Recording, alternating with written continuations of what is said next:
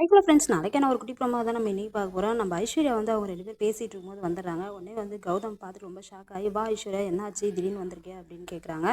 "இல்லை, சும்மா தான் வந்தேன். ஆனால் 2 பேரும் ரொம்ப தீவிரமாக பேசிட்டீங்களே, என்ன பேசிகிட்ருக்கீங்க?" அப்படின்னு சொல்லி கேட்குறாங்க.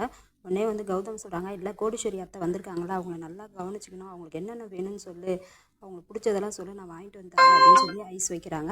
அதுக்கப்புறம் வந்து ஐஸ்வர்யா அமைதியாக எதுவுமே சொல்லாமல் போயிடுறாங்க. அதுக்கப்புறம் வந்து நம்ம சூர்யா வந்து கோடீஸ்வரி கிட்ட வந்து மன்னிப்பு கேட்குறாங்க. "என்னை மன்னிச்சிருங்க அத்தை. ஆனால் கண்டிப்பாக சொல்கிறேன், நான் வேணும்னு சொல்லிட்டு இந்த கல்யாணத்து நேரத்தில் இதில் ஏதோ வந்து நடந்திருக்கு. அதை கண்டிப்பாக வந்து உங்ககிட்ட வந்து நான் நிரூபிப்பேன். அதுக்கப்புறம் என் மேலே தப்பு இல்லைன்னு நீங்கள் புரிஞ்சுப்பீங்க" அப்படின்னு சொல்லிட்டு இருக்காங்க.